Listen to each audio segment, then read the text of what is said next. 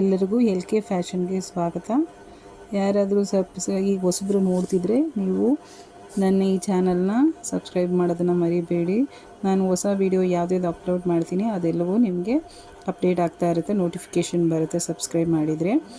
ಇವತ್ತು ನಾನು 40 size back ಡೀಪಲ್ಲಿ ಇರೋವಂಥದ್ದು 8ಕ್ಕಿಂತ 8, 9, 10 ಆ ಥರ ಡೀಪ್ ಇದ್ದವ್ರಿಗೆ ಯಾವ ಥರ ಶೋಲ್ಡರ್ ಇಟ್ಕೋಬೇಕು, ಎಷ್ಟು ಆರ್ಮ್ ಹೋಲ್ ಇಟ್ಕೋಬೇಕು ಅನ್ನೋದನ್ನು ಹೇಳ್ಕೊಡ್ತಾ ಇದ್ದೀನಿ ಡ್ರಾಫ್ಟಿಂಗ್ನ.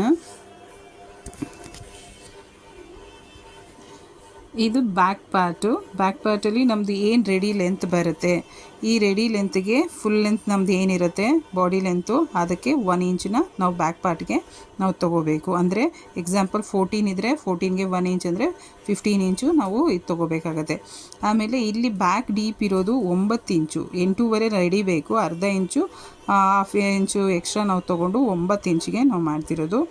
ಆಮೇಲೆ ಇಲ್ಲಿ ನಾವು ಶೋಲ್ಡರ್ ಎಷ್ಟು ಇಟ್ಕೋಬೇಕು ಅಂದರೆ 5 ಕಾಲು ಇಟ್ಕೋಬೇಕು. ಆಮೇಲೆ ಇದು 5 ಡೀಪ್ ಜಾಗ ಆದಷ್ಟು ನಮಗೆ ಶೋಲ್ಡರು ಜಾಸ್ತಿ ಇಡಬಾರ್ದು. ಆದ್ದರಿಂದ ಇದನ್ನು ನೆಕ್ ಬಿಡ್ತು 2 ಕಾಲು, ಶೋಲ್ಡರು 3, ಟೋಟಲಿ 5 ಕಾಲು ಶೋಲ್ಡರ್ ಇಟ್ಕೋಬೇಕು. ಆರ್ಮ್ ಹೋಲು 5.5ನ ಇಟ್ಕೋಬೇಕು. ಇಲ್ಲಿ ಚೆಸ್ಟ್ ಲೈನು ನಾವು 1/4 ಚೆಸ್ಟು ಏನು ಬರುತ್ತೆ ಅದರದ್ದು ತೊಗೊಂಡು, ಅಂದರೆ ಈಗ ಇದು ನಾನು ಮಾಡಿರೋದು 40 ಸೈಜ್ದು. 40 ಸೈಜು ಅಂದಾಗ 40 ಅಂತಂದರೆ 4 ಭಾಗ ಮಾಡಿದ್ರೆ 10 ಬರುತ್ತೆ. 10ಕ್ಕೆ ಸೀಮ್ ಅಲೈನ್ಸು 2, 1, 1.5, 2 ಎಷ್ಟು ಬೇಕಾದರೂ ತೊಗೋಬೋದು. 2ಕ್ಕಿಂತ ಜಾಸ್ತಿ ತೊಗೊಳ್ಳೋ ಅವಶ್ಯಕತೆ ಇಲ್ಲ. ನಾನು ಇದು 4 ಭಾಗ ಅಂದರೆ 1/4 ಚೆಸ್ಟು ಪ್ಲಸ್ 2 ಇಂಚಸ್ನ ನಾನು ತೊಗೊಂಡಿದ್ದೀನಿ. ಅದಾದಮೇಲೆ ಇಲ್ಲಿ ಏನು ಬರುತ್ತೆ ಅಂತಂದರೆ 1/4 ವೇಸ್ಟ್ ರೌಂಡು ಏನು ಬರುತ್ತೆ, ಇದು 36 ವೇಸ್ಟ್ ರೌಂಡು ಇದ್ರದ್ದು ಈ ಬ್ಲೌಸ್ದು. 36 ಅಂತಂದಾಗ 9×4 36, 9 ಬರುತ್ತೆ. 1 ಇಂಚು ನಾವು ಏನಕ್ಕೆ ತೊಗೊಂಡಿದ್ದೀವಿ ಅಂದರೆ ಡಾಟ್ ಹಿಡಿತೀವಿ ಬ್ಯಾಕಲ್ಲಿ ಡಾಟ್ ಹಿಡ್ದಿಲ್ಲ ಅಂದರೆ ಮೇಲ್ಗಡೆ ಹಿಂದೆ ಎತ್ಕೊಳ್ತಾ ಇರುತ್ತೆ ಬ್ಲೌಸು. ಇದಕ್ಕೋಸ್ಕರ 1 ಇಂಚನ್ನ ನಾವು ಆ್ಯಡ್ ಮಾಡಬೇಕು. ಮತ್ತು ಸೀಮ್ ಅಲೈನ್ಸ್ ಮೇಲ್ಗಡೆ ನಾವು 2 ಇಂಚ್ ಕೊಟ್ಟಿದ್ದೀವಿ ಅಂದರೆ ಇಲ್ಲೂ ಕೂಡ 2 ಇಂಚನ್ನ ಕೊಡಬೇಕು. ಅದಾದಮೇಲೆ ನೆಕ್ಸ್ಟು ಈ ಪಾರ್ಟಿಂದ ಈ ಪಾರ್ಟ್ ಇದೆಯಲ್ಲ, ಆ ಸೀಮ್ ಅಲೈನ್ಸ್ ಬಿಟ್ಟು ಅದರಲ್ಲಿ ಎಷ್ಟು ಬರುತ್ತೆ ಅದಕ್ಕೆ ಮಿಡ್ ಪಾಯಿಂಟ್ ತೊಗೋಬೇಕು. ಮಿಡ್ ಪಾಯಿಂಟ್ ತೊಗೊಂಡು ಈ ಕಡೆ 1/2 ಇಂಚು ಈ ಕಡೆ 1/2 ಇಂಚು ನಾವು ತೊಗೋಬೇಕು ಡಾಟಿಗೆ ಬಿಡ್ತು.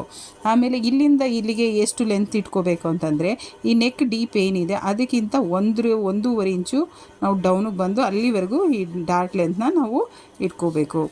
ಇದ್ರದ್ದು ಬ್ಯಾಕ್ ಡೀಪು ಎಷ್ಟಿದೆ ಅಂದರೆ 8.5 ಪ್ಲಸ್ಸು ಅರ್ಧ ಸೇರಿಸ್ಕೋಬೇಕು. ರೆಡಿ ನಮಗೆ 8.5 ಬೇಕು, ಅರ್ಧ ಇಂಚು ನಾವು ಸ್ಟಿಚಿಂಗ್ಗೆ ಅಂತ ಹೋಗುತ್ತೆ ಶೋಲ್ಡರಲ್ಲಿ. ಇದರಿಂದ ನಾವೇನು ಮಾಡ್ತೀವಿ, ಇಲ್ಲಿ ಇನ್ನು ಅರ್ಧ ಇಂಚನ್ನ ಸೇರಿಸ್ಕೊಂಡು ಟೋಟಲು 9 ಇಟ್ಕೋಬೇಕು. ಇಲ್ಲಿ ನಮಗೆ ಇಲ್ಲಿ ಬ್ರಾಡ್ ಬೇಕು ಅಂದರೆ ಮಾತ್ರ ನಾವು ಇಲ್ಲಿ 2 ಕಾಲು ಇಟ್ಟಿದ್ರೆ ಇಲ್ಲಿ 3, 4ವರೆಗೂ ಹೋಗ್ಬೋದು. ಕಸ್ಟಮರು ಎಷ್ಟು ಯಾವ ಥರ ಕೇಳ್ತಾರೆ ಬ್ರಾಡ್ನೆಸ್ ಅನ್ನೋದ್ರ ಮೇಲೆ ಡಿಪೆಂಡ್ ಆಗುತ್ತೆ. ಇದರಿಂದ ನಾನು ಇಲ್ಲಿ ಆ್ಯಸ್ ಇಟ್ ಈಸ್ ಅಲ್ಲೇನಿದೆ ಅಲ್ಲಿಗಿಂತ 1/2 ಇಂಚು ಜಾಸ್ತಿ ಮಾತ್ರ ಇಲ್ಲಿ ಇಟ್ಟಿದ್ದೀನಿ. ಅಲ್ಲಿ 2 ಕಾಲು ಇಟ್ಟಿದ್ದೀನಿ ಅಂದರೆ 2 ಕಾಲು 2.75 3 ಒಳಗಡೆ ನಾವು ಇದು ತೊಗೊಂಡಿದ್ದೀನಿ. ನೀವು ಬೇಕು ಅಂದರೆ ನೀವು ಇನ್ನೂ ಜಾಸ್ತಿ ಮಾಡ್ಕೋಬೋದು. ಈ ರೀತಿ ಮಾಡಿ ನಾವು ಕಟಿಂಗ್ ಮಾಡಿದ್ರೆ ಬ್ಯಾಕ್ ಪಾರ್ಟ್ ಆಗುತ್ತೆ.